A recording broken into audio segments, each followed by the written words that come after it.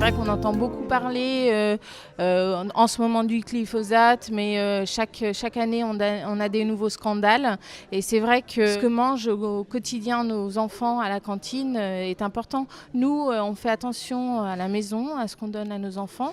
Et c'est vrai qu'on n'a pas la maîtrise de ce qu'ils mangent à la cantine et au goûter.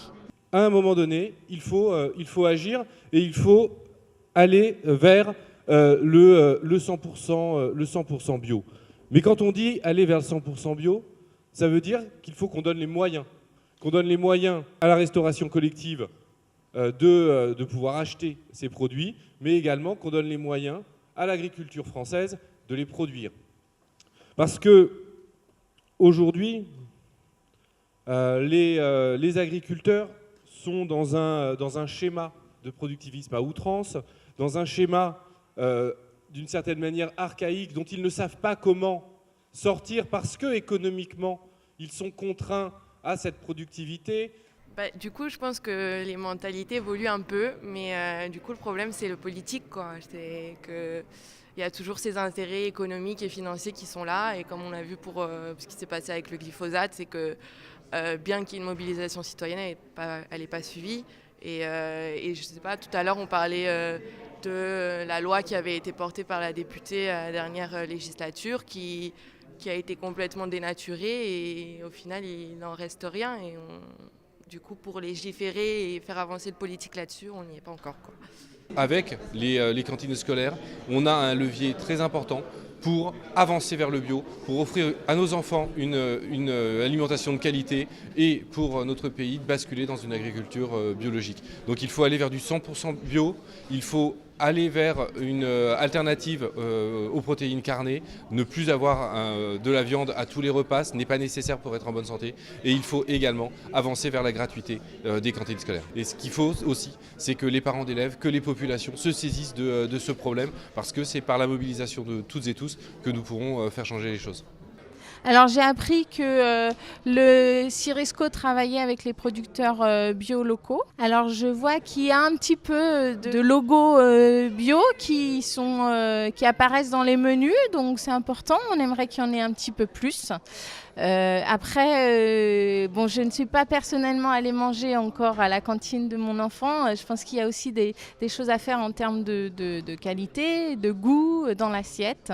Voilà, donc il y a sur les deux côtés à jouer, et la qualité du repas et l'approvisionnement et la qualité des produits. Donc députée écologiste de cette mandature, j'ai eu la fierté d'inscrire dans la loi, par mes amendements, le droit à la souveraineté alimentaire, ce qui n'était pas le cas dans notre droit français, et sa déclinaison, je dirais, pratique, les projets alimentaires territoriaux. Donc ce rapport parlementaire qui s'appelle « Et si on mangeait local ?» mettait en évidence une grande attente des citoyens à l'égard d'une agriculture écologique et leur souhait d'en finir avec la malbouffe et le gaspillage alimentaire. Et donc, en fait, ce rapport appelle un vrai projet politique. Il nous appelle à œuvrer pour une politique alimentaire et agricole commune, une PAAC, projet de politique agricole et alimentaire commune, ce que nous n'avons pas aujourd'hui. Partout où on a réussi à mettre en place des systèmes alimentaires territoriaux, c'est parce qu'on s'est appuyé sur la commande publique, sur la restauration collective. Je considère qu'il est d'utilité publique aujourd'hui de mobiliser la restauration collective.